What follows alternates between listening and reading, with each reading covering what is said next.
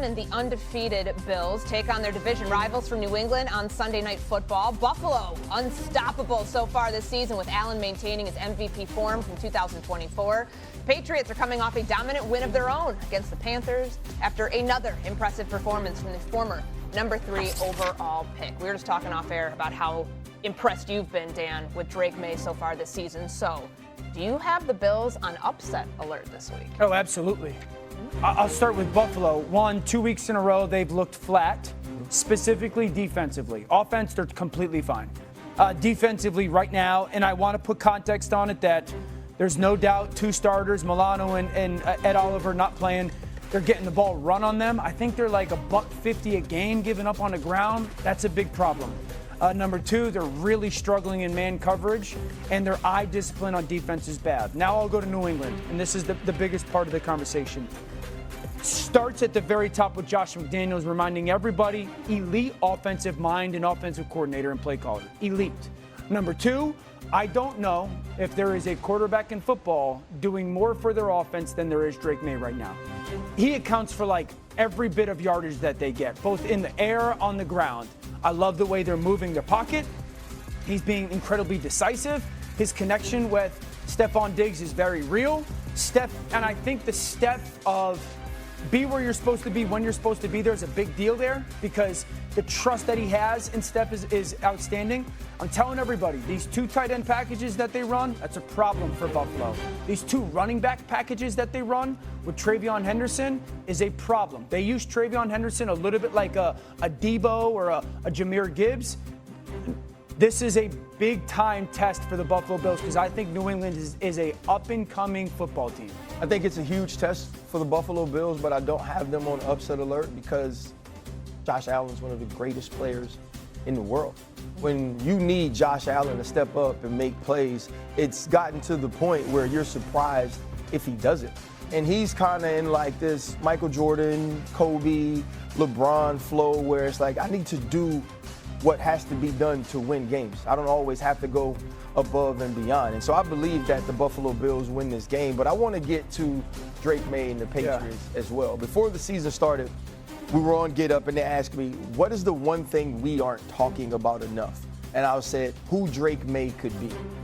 You have the first week against the Raiders, and it's not great, right? He's trying to figure it out. You go on the road, you win against the Dolphins, and you start to find some things. You start to find Kayshon Boutte. You start to use Ramondre Stevenson in the pass game. There's that pony personnel with Travion Henderson. And so now you're starting to see him and Josh McDaniels gel, right? And then you go to the Pittsburgh Steelers game, and I know people who didn't get a chance to watch every snap just looked at the loss. They just turned it over.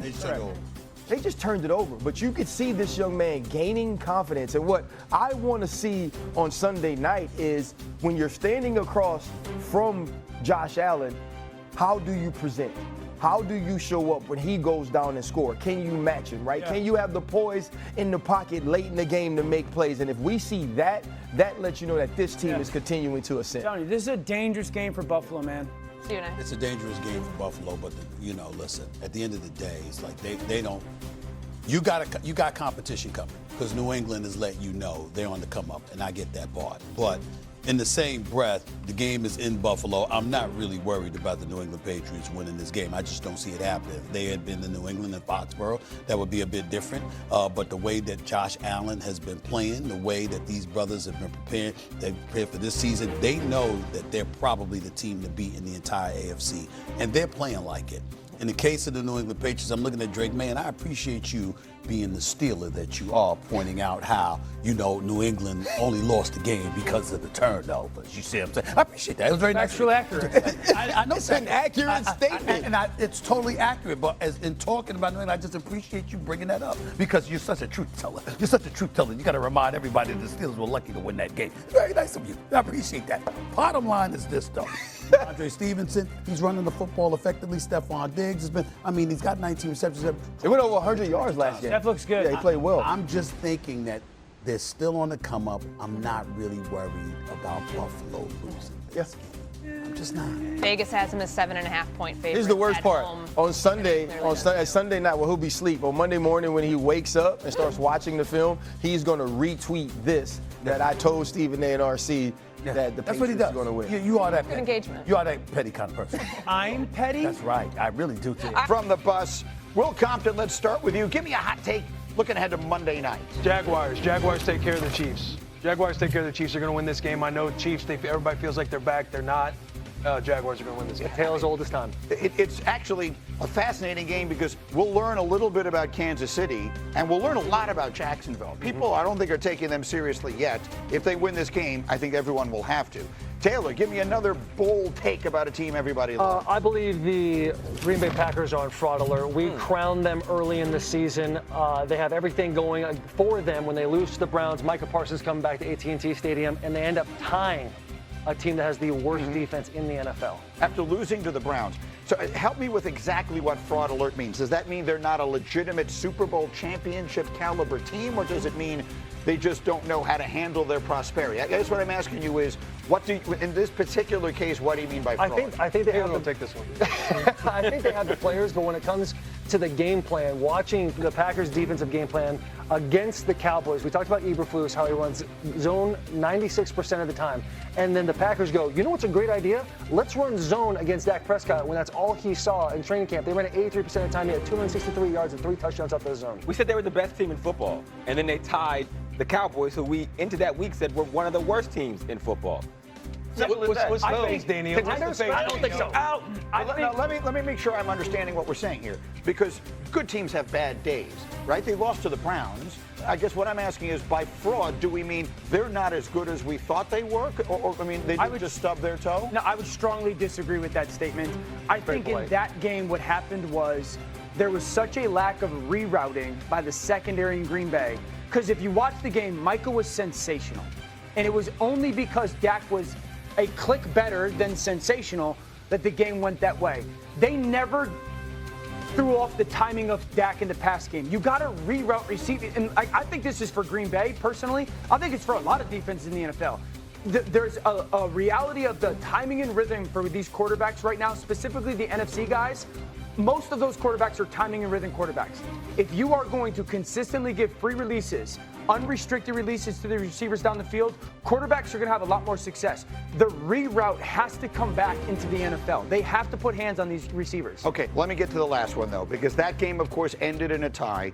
Will, give me your final hot take from the bus. The NFL should adopt college football overtime rules. However, the one thing I'll change, move the ball back to the 50. You see the legs in this game these days. You can see some 60-yard bombs out of these field goal kickers. Place the ball at the 50. College football overtime rules. After the first overtime, after they both score, you got to go for 2, starting after that. So we're not doing a 10-minute overtime anymore. We're immediately going to this. Take away with the clock. I want to see a winner. Clock's off. You got to have a winner and a loser. This is football. Yeah, Get okay. it done. Figure out a way. I'm with it. So I'm with thank it. you. I'm to on be it. clear, Will, you and I are just getting to know each other, and I love you. We're going to have our first fight here. Okay. Blood pressure's high. College football overtime is contrived nonsense. In fact, I usually, when I'm not on the air, will use a different word. It is contrived, and another word that starts with the letters B and S. All right? It's ridiculous. It is a ridiculous way to end a football game. They have had overtime in pro football for 52 years. Games used to end in a tie. Go back and look, like in the 60s, the Packers, their records would be like 9-2 and 3. Like, games would end in a tie all the time.